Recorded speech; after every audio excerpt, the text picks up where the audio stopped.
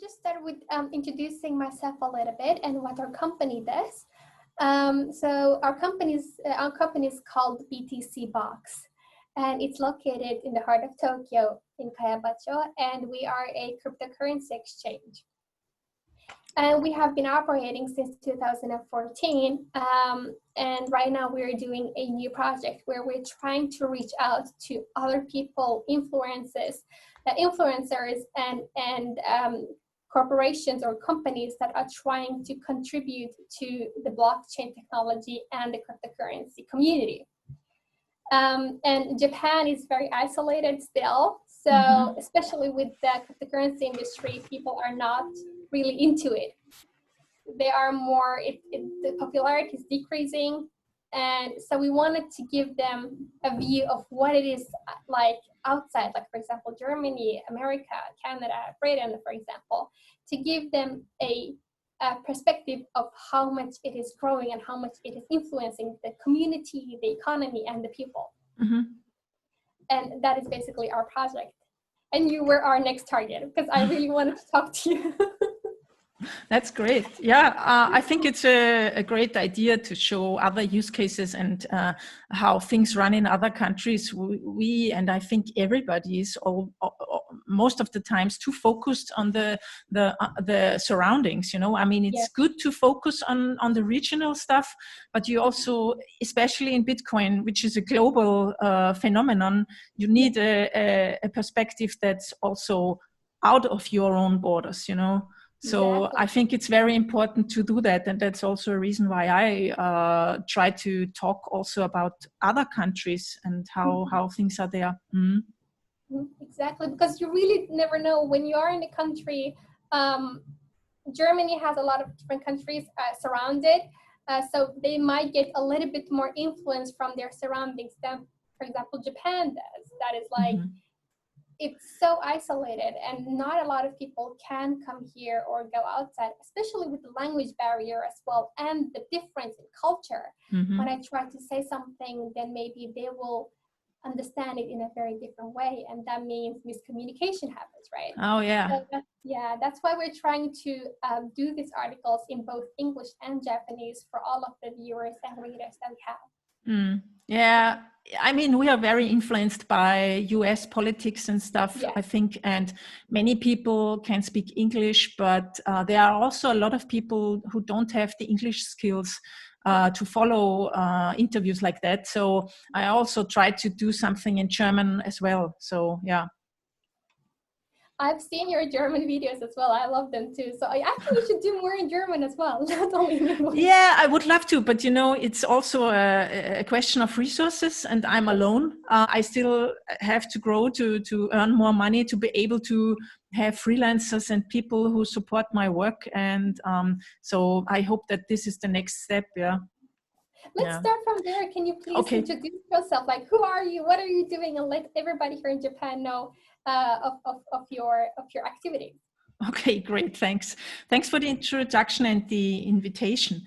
I'm an independent Bitcoin podcaster and educator. I published a book for Bitcoin beginners in German and translated 2 volumes of Andreas M. Antonopoulos' The Internet of Money to German. My podcast is available in English and German, and I talk with the makers and developers of Bitcoin about the ideas and philosophy behind Bitcoin, because it's not really easy to understand. Bitcoin has so many facets, and I try to shed a light on all of them in the podcast and with my interview partners. How did you come to know about Bitcoin in the first place? Like, what made you so passionate about it? Well, I'm in the web development space since 2000, and I built a lot of online shops and had an agency doing client work and stuff. And I know of the problems and the complexity using traditional finance and payment services, like, for instance, Wirecard. You might have heard of them. They are bankrupt. They have lost 1.9 billion euros. And this is all a closed system at the moment, with gatekeepers like payment services providers like Wirecard that make it costly to participate. as a small business or even as a single person company. Also, I studied urban planning and always had a great interest in societal developments, sustainable cities, and a tendency to small-scale systems where people and small entities can thrive compared to the bigger is always better slogans and the idea of endless growth at all costs.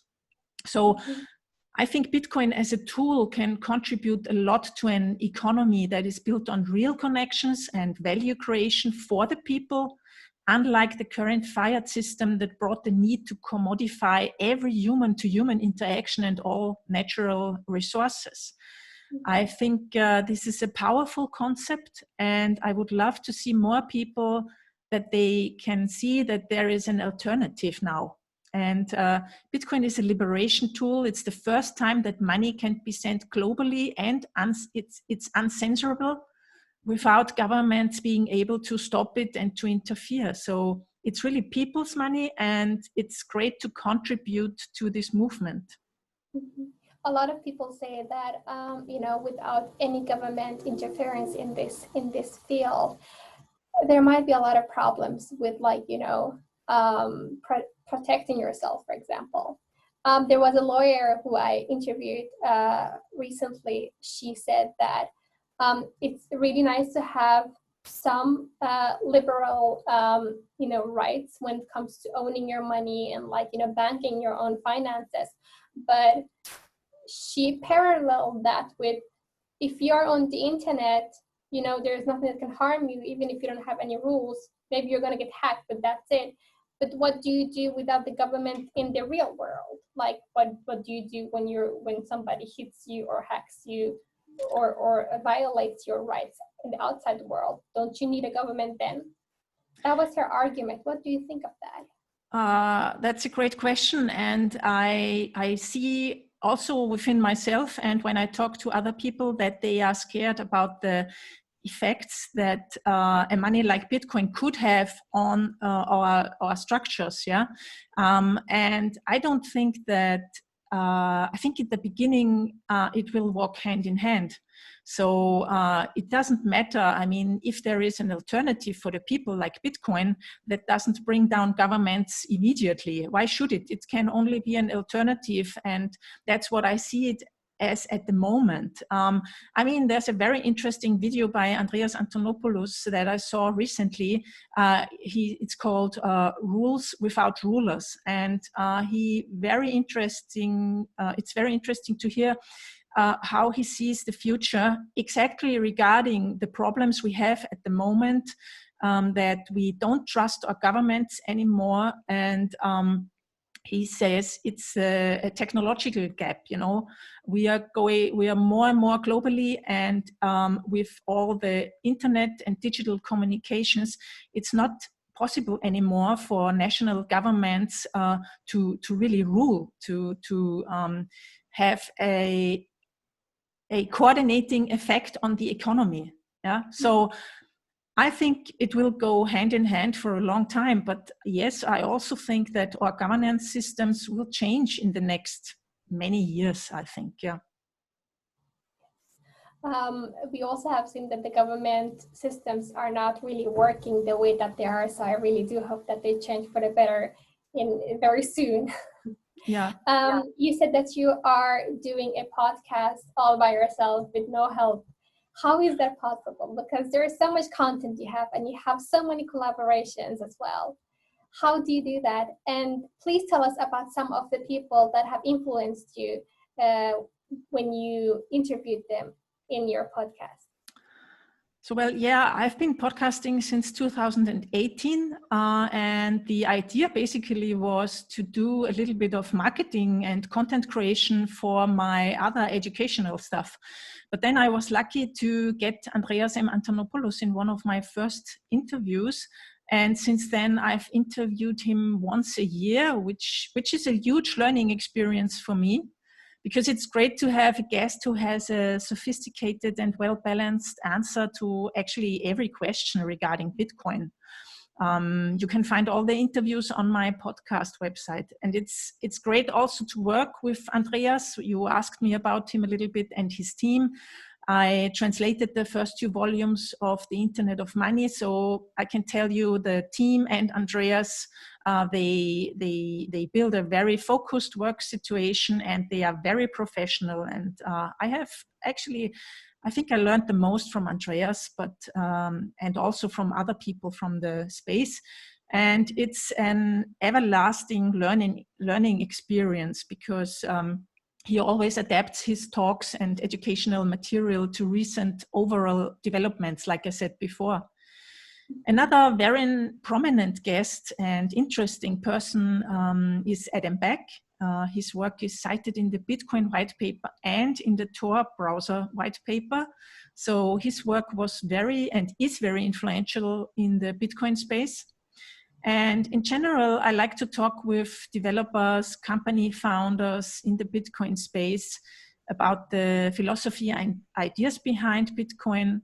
And these Bitcoiners are most of the times very discreet, supportive, and they don't run around bragging about how good they are, something like that. So they are very humble, and I like that. And I put a lot of effort in that. I think it's important also to have I have a weekly schedule, so to deliver constantly great content. That's my goal. That's great. What kind of themes are your favorite themes to talk about and to discuss with, for example, Andreas or with Adam Back? Oh, that depends on their, how shall I say, special discipline they are working in. But both of them, I would say, are polymaths, people who know a lot about different disciplines. And that's what I admire actually very much. But the topics, I focused this year on Africa. I've been to Zimbabwe earlier this year, before the COVID crisis hit us all. Because I was very interested in the way Bitcoin is used there, if it's used and if it can be used. Because in the Bitcoin space, we talk a lot about that Bitcoin is the perfect money for countries like Venezuela and Zimbabwe because of the hyperinflation there. And I wanted to go into that. And other than that, topics like privacy, I think privacy is very important. And for me, also the topic of financial inclusion in general is for me the most important thing about Bitcoin, why I'm interested in it. Yeah. You mentioned Zimbabwe, and I saw your video on YouTube when you were actually in Zimbabwe, and you were teaching all of the people, I think with children there as well, about how the fundamentals of Bitcoins are, what they are, and how it can be used. How was it being in that environment? It was great to talk there, because people are very curious. They want to learn. You have to know that I think the average age of African people is 25. So it's a very, very young continent, and all those people, they want to work, they need money. They live in countries that have very high inflation. I talked to Tim Akinbo, who's a Bitcoin core developer in Nigeria or Ghana. He made a research, and that every 5 years, all the national currencies of African countries combined on average lose 50% on value. So there is 50% inflation every 5 years. Other people, in Zimbabwe, it's much more. Yeah. So also, Zimbabwe is a kleptocracy. So the government and the political elites are extracting value from the country since the last 30, 40 years, since the independence of Zimbabwe. And it's a cruel system. It's there. You basically have no human rights there. And they also control the money system. Yeah. So last week I heard that they banned the payout of EcoCash. EcoCash is mobile money, and 99% of all digital transactions in Zimbabwe are done over EcoCash. And EcoCash is a privately owned company. So anytime the country, the government can come in and say stop, you basically also don't have any privacy there. So they banned the payout of mobile money to cash or to banks. And it's allowed, people can buy stuff and exchange money, but they cannot pay out. And also they halted the stock market. Yeah? So they really influence the financial system. And so for people there, a money like Bitcoin that's uncensorable and not inflatable would be, or is, a great advantage and would be a great store of value. The problem is that it's difficult there to have internet access. It's very expensive. So most of the people have so-called internet bundles. So I saw very many people with mobile phones there. So the technology is there. And but the internet access is very expensive. So they have internet bundles. I said it before.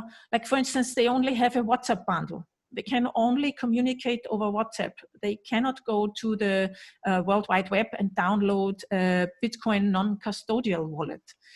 So there are really technical difficulties. And I think also for poorer countries, for people who are poor, they will need the Lightning Network to work, because it allows for micro transactions. So you can have you can also like use $1 on the Lightning Network. You know, you can't do that that's very important. Yeah.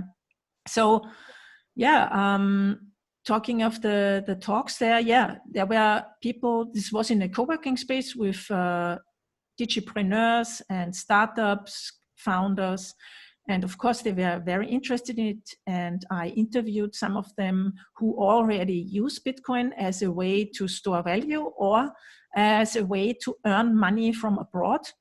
Like that's the way they can earn money, do work over the internet, like being an affiliate marketer or editing videos and stuff, you know. So that's their only way basically to get paid from abroad, because if you're a business in Zimbabwe and you want to import stuff, you know, for instance, you want to buy something in Japan, you have to ask the central bank, the Royal Bank of Zimbabwe, if you are allowed to transmit money to this other business in Japan. And so that's not really a free and unbureaucratic way to make business. Yeah. It is very interesting because, you know, developers know the technology and the engineers know the engineering behind the whole system. Most of them don't really know what it means to actually apply those technologies in those countries. Like you said, you go there and you want to teach them that, but the education is not there. Mm-hmm. The knowledge is not there. So even if I would go there with a complete new device there, they'd be like, what is this? I don't know how to use that. So education is key. And you said that you are an educator. How is it being an educator, and how is it teaching other people about it? Oh, it's great. It's great when they are open. So those people in Africa, they really wanted to know what it's about. And if you tell them it's uncensorable and non-inflatable money that nobody can take away, and you can send it everywhere without restrictions, it makes like click, you know, and they are interested in it, and they are clever. They find ways how to use it. I mean, there are thousands of ways actually how you can get hold of Bitcoin also in these countries and use it to get liquidity inside Nigeria, for instance, you know, like over Amazon gift cards, for instance. So the relatives buy an Amazon gift card in Canada or in the US, send the code to the people in Nigeria, and they sell it for Bitcoin globally again, yeah. And then on the local market, they take the Bitcoin and exchange it to Naira, the local currency, or if they can afford it to save, then they save it. But, you know, poor people cannot save, basically. That's another problem. And coming back to your question, so it's really great to educate people who understand the use case immediately. It's more difficult here in Europe, because in Austria and Germany, for instance, we have very well working banks. So of course there's corruption, of course there's fraud in these banks too, as we can also see with the Wirecard debacle or fraud. But usually you can use your money, and we have an inflation rate of 1 or 2% per year. So there is inflation, but you don't really feel it, like people in Nigeria, for instance. So then it gets more complicated if people are not so open-minded and maybe also fear new developments. It's you have to learn a little bit about Bitcoin to understand what's really the difference. And I think also the scams that have been taking place, many scams, and also the fact that you have many chances with Bitcoin, but also many responsibilities, because if you really use Bitcoin and hold it, you have to have your own private keys. If you have your money on an exchange, then you don't really hold Bitcoin. The exchange holds it for you. It's basically like a bank now. So, and learning how to do this is for some people, I think, maybe too much responsibility, which not for me, but I understand, or I see that everywhere. And I think it's a trust issue also. Bitcoin is here for 11 years now, and it runs very, very, very reliable, and it's very, very secure in itself. But the other system, the banking system, we have this for 200 or 300 years. We have gold for thousands of years. And so people have also to see that they can trust in new technologies and new forms of money like Bitcoin. Mm-hmm. That's great. Yeah, I think I completely agree with you. I think that the banks, their history is much longer, has been much longer than what we have seen with Bitcoin. Bitcoin is only 10, 11 years now. And the boom of it just started 3-4 years ago. So maybe we just do need a little bit more time to understand the complexity and make it a little bit more simple, right? You said you went to Botswana as well, I believe? Yes. Yes. How was it different from Zimbabwe? Well, and how is the poverty? Pardon? How is the poverty? Okay. So after Zimbabwe, I went to Botswana because to the capital of Botswana, which is called Gaborone. And because I wanted to meet with Alakanani Itirileng. Alakanani is a Bitcoin educator and the founder of the Botswana Bitcoin Meetup. And she's educating people there about Bitcoin, I think, since 2012 or 2013. I did an interview with her about that. So everybody in Africa knows her. And she's great. And Botswana, I think, from my experiences, what I know, I think Zimbabwe is the country with the worst problems on the African country. And Botswana is far better, the systems work better. I think regarding human rights and corruption, there is less of it. And more human rights, less corruption. And people there are a little better off. Or better off than Zimbabweans, but still they have a shortages of jobs for young people. Many people go to university there, and afterwards they don't have anything where they can earn money from.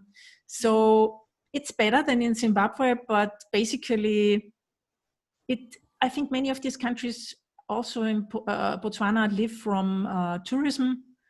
So I think also now with the COVID situation, they will have huge losses. So yeah, we'll see. Yes. Data privacy is also something that you're very passionate about, I believe. And some people say that, data privacy is not only for the first world countries. It's even more important for the developing countries. Are we who are in the first world countries misusing data privacy databases, basically, from those countries? Yes and no. So in general, I think everybody should have the right for data privacy. It really should be the way that companies and governments are not allowed to collect private data by default.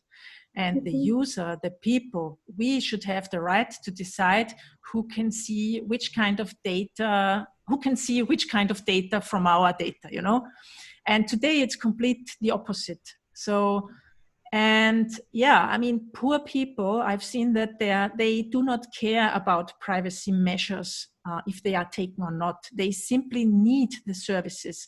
They can't afford the luxury, and yes, it's a luxury, of putting in extra work to care for their privacy personally. And they do not have any other options. You know, 99% of all digital payments in Zimbabwe are done with EcoCash, simply because it is the only option to pay anything. And that's why it's so important to have systems and money like Bitcoin with inbuilt privacy protection, where users do not have to think about it and they are automatically protected. And that's why I love the Bitcoin space, you know, because the idea behind Bitcoin is its goal is to reduce the collected data to a minimum and give the users the best privacy. And yes, of course, I mean, if we look at Facebook, it has betrayed us all in the last 10 years very often. They lie about what they do. And if we take a look at Libra, for instance, I mean, what is it actually? They have 2.6 billion users now at the moment, I think, and they cannot really grow their user base anymore. So the next step is a payment method, you know, built in to bind users even more and to earn even more for their stakeholders. So yes, definitely. So-called developed countries have and are extracting value also from underdeveloped countries. Yes, that's a fact. It's true. It's true. Have you gotten criticism for your work and for the service that you do? Oh, well, yeah, it happens. Not in Zimbabwe or Botswana. The people there are eager to learn and see what Bitcoin can do for them. In the so-called developed world, yes, on many occasions, actually. Most of the times when I do talks in person, it's heated discussions. It's not criticism for me, for my work. When I see people in real life. But online, sometimes it's personal insults too. I think it's hard for people to see why they could use Bitcoin, what it could do for them. Because as I said before, we have quite reliable banks and the low inflation rate. So the idea to change something, to even opt out of government and financial policies through an alternative money, yeah, that gets very emotional discussions in many cases. And I think this will get even more, the more people use Bitcoin. The traditional system is still a little bit amused about Bitcoin because it's too small for them to see it as a threat to their privileges. They do not understand it, and I think they do not want to really understand it. The profiteers of the current system will definitely fight Bitcoin. So I guess that there will be even more resistance in the future. You gave a talk, and the talk is also on YouTube, where you had a presentation about that, about can Bitcoin save the world? And it was in German, so nobody cannot understand. Can you summarize for us what you meant by that presentation and what you wanted to convey to everybody? So you speak German? Yeah, I do. Okay, great. Yeah, I wanted to make a clear distinction that blockchain is not the technology that alone gave birth to Bitcoin and all these innovations. A blockchain is only a database where transactions are stored in a timely, correct order. It's basically a time chain. Also, Satoshi called it like that. The genius part of Satoshi Nakamoto's work was to combine several scientific disciplines like game theory, mathematics, cryptography, IT networks, and combined them with the proof of work mining and a blockchain. That was the great invention. This combination prevents double spending, and it's not alone the blockchain. And there's so much confusion around the word blockchain. There are blockchains without proof of work mining, permissioned blockchains, distributed ledger systems that are not even blockchains. I just wanted to make clear that there's a distinction to make. And this was a thought-provoking title. The basic point of it was to show the basic properties of Bitcoin that make it so special. And if you understand these properties, like being open, uncensorable, transparent, neutral, non-inflatable, trustless, thank you, exactly that.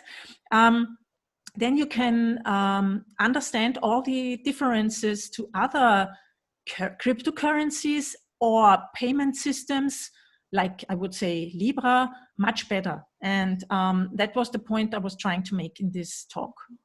That's great. It can be really confusing. And you also are very into Lightning Network, and you also mentioned that this could be very, very good. A very good network for example, people who are in Zimbabwe, because it's more feasible and it's more efficient, also more speedy. And you also talk about FOMO. I think you tweeted about FOMO on Twitter, I think. What do you think of the Lightning Network, and how can it benefit users? I think the Lightning Network is the future of Bitcoin. So in the future, we will not distinguish anymore between Bitcoin and Lightning. We will just send Bitcoin or Satoshis. That's why it's often called staking sats. That means save some Satoshis. And it will be the entry for, as I said before, people in poorer countries to be even able to use Bitcoin. And it also has a very great side effect because it enhances privacy, because you cannot follow payments through the Lightning Network. I mean, the difference to the Bitcoin blockchain is on the Bitcoin blockchain, every transaction is viewable, and you can see from which address it went to which address. You cannot do that anymore in the Lightning Network. And that's a huge privacy enhancement. So, and it also allows for microtransactions. And what many people do not know, the funny thing is that with the Lightning system, Lightning Network, you can also have so-called Lightning apps. These are, for instance, there are 2 communication apps on the Lightning Network already working. They are called Sphinx and Juggernaut. And so it's basically a communication app like WhatsApp, but on top of the Lightning Network, meaning it's also decentralized. So there are lots of use cases that can be done on the Lightning Network that we cannot do now. And also, maybe you can remember in 2017 when there was the big hype about Bitcoin. So many people wanted to buy or sell Bitcoin that we had too many transactions in the system, so it slowed down. And everybody had to wait very long. The transaction fees went very high. And so with the Lightning Network, you can have thousands and hundred thousands of payments at the same time, and they are immediately settled. You don't need to wait like 10 minutes or 20 minutes like on the Bitcoin blockchain. So the Lightning Network is a big improvement and will be a big next step. And I mean, you can use it right now. Mm-hmm. It's very, very feasible. It's true. What are your thoughts about like digital coins and altcoins? Are you a believer of altcoins, or are you not? So in principle, I think that Bitcoin is will stay the most dominant cryptocurrency in the world, because its roots are like grassroots. Its networking effect it has grown from only one person who invented it, or maybe a team of people, like some nerds who used it at the beginning in the first 2 or 3 years, to a worldwide known money. This is huge, without having a company behind it or any marketing money or something like that. So and all those altcoins have only been possible because of its open source character that allows for just copying the code, changing a little bit, and have a new coin like Anita coin or Lina coin. But the thing is, what is there to change that makes it really better?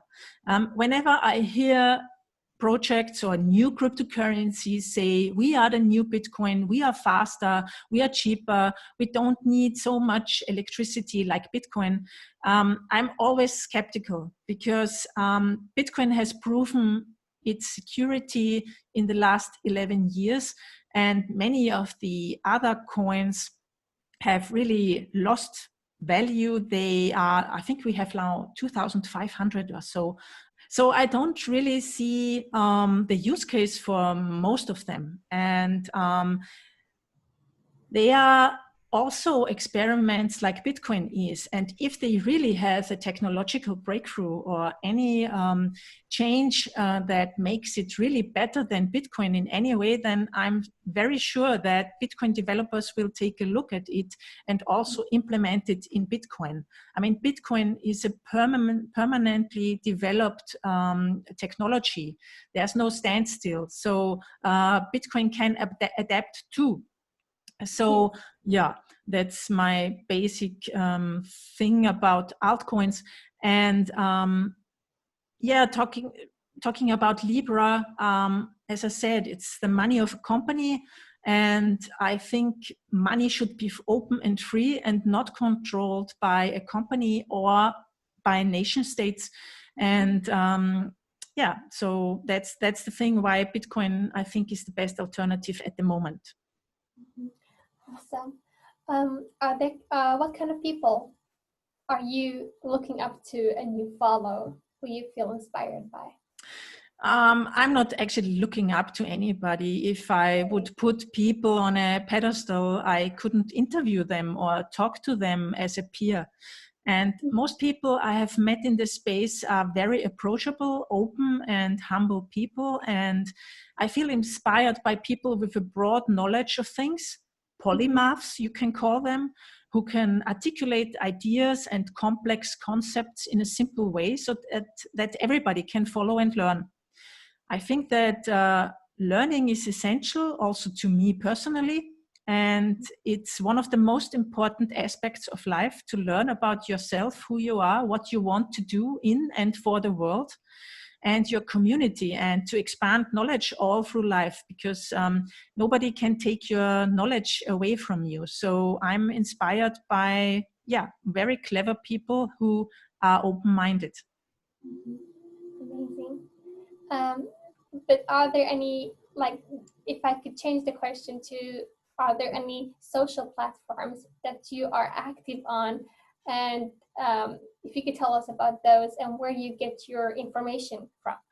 Okay. Yeah, most of the time I'm on Twitter, following other Bitcoiners in the space. I'm discussing things in my, we have an NGO here in Austria. It's called Bitcoin Austria. They are doing community meetups since 2012, I think. So they were very early established. And I have a lot of friends, actually. At the beginning, they were foreigners to me, or I didn't know them. Now I would call a lot of them friends in the space who I can talk with. There are a lot of Telegram groups.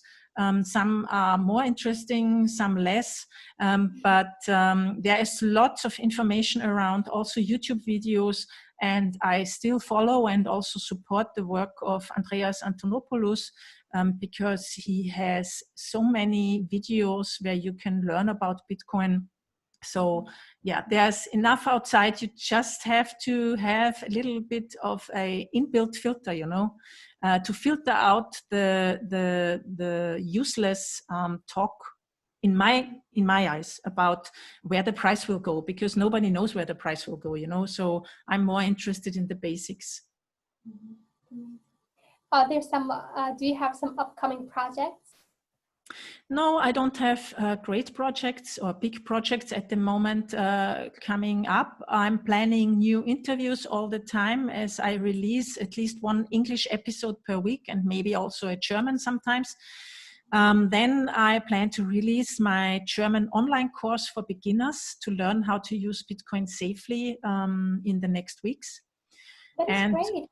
Yeah, and we will see if it's safe to travel again. I will attend some Bitcoin conferences in autumn this year. I hope that it's gonna settle down, the whole situation. How is the situation is it Germany or are you in Austria? I'm in Austria. Austria is much smaller than Germany, but we speak the same language. How is the coronavirus situation? How has it affected the Bitcoin market and the whole market? Well, the coronavirus situation in Austria, we had a lockdown from mid-March on, and I think today almost all restrictions have been taken back again. There's only a duty to wear masks in public transport anymore. People can basically do almost everything as before. But of course, I at the same time saw yesterday that our coronavirus infection numbers are rising again. So I'm not sure. I think maybe also in Austria, the first reaction was maybe too harsh. And now letting loose of all the restrictions is also it's the other side of the spectrum, I don't understand why. I mean, we were used to wear masks now, and now everybody again believes it's not important to wear masks. So, and yeah, the coronavirus, of course, hit the economy worldwide. And I fear that the real effect is going to come in later on, not immediately now. I mean, what we actually see already is that in many countries, and I think it's not different here in Austria than the US or other countries, the people who have owned financial assets before will get wealthier or will be wealthier after this crisis. And many of them use this as an excuse for our financial crisis we have in general, because this would have happened anyhow. I mean, this endless printing of money, all the money goes into financial assets. And that's also the reason, I mean, the stock markets are rising. I mean, how absurd is that? It has nothing to do with real economy anymore. So it's a gambling casino. And I think that I come back to Wirecard because it's a big scandal here in Germany. And the company who audited it, I mean, what has happened here? It's a complete failure also of the auditing, and it's all old ancient technology. With Bitcoin, if you would have a company that has its money in Bitcoin, you can always prove where the funds are. You cannot take money away in your pocket and nobody realizes it. It's simply not possible. And so I think that a lot of other companies who are like zombie companies for many years will go down in the next months or years. Yeah. I hope so too, because we're tired of them. Yeah, exactly. We really are. And with the trend of the infected people, it was the same thing here in Japan as well. As soon as the lockdown was taken off from regulations, the numbers started rising again, like little by little. But and it's going up and up and up every single day. However, I do believe that we cannot just like have a lockdown forever. We have to do something about the situation in itself, because people they're becoming impatient and they really want to go outside. They have to do things as well. If you're inside, I don't think the government is going to give you the money or the need or the financial needs that the financial support that you need for a long period of time. Short term, maybe they can, but then you will have to pay huge amount of interest later on to give that back to the yes, government. and I mean, we pay then the taxes. So anyhow, yeah, it's always on the shoulders of people, you know. And what I'm really angry about is that the financial wealthy and the big companies are always getting well off, you know, like in 2008 and 2009, it was basically the same. And this has to stop. And I also think that the current financial system, how money is created, is not sustainable. I mean, we create money through an entry in a ledger, and then you have to pay interest on it. So everything becomes commodified and everything has its price, because we are all very in need of money. And it's not our fault. It's the fault of the system. The system is wrong. Yeah, that's my opinion on that. Yes. Please tell us about anything that you would like to tell our viewers everywhere in the world of what you think is very important to understand for the next generation to come, or for the people of today. Yeah, I think there's a lot to come. Prepare yourself for change. There are turbulent times ahead. I think it will take many years or decades, maybe 2 or 3, I don't know, until it's going to be really better in a way, you know.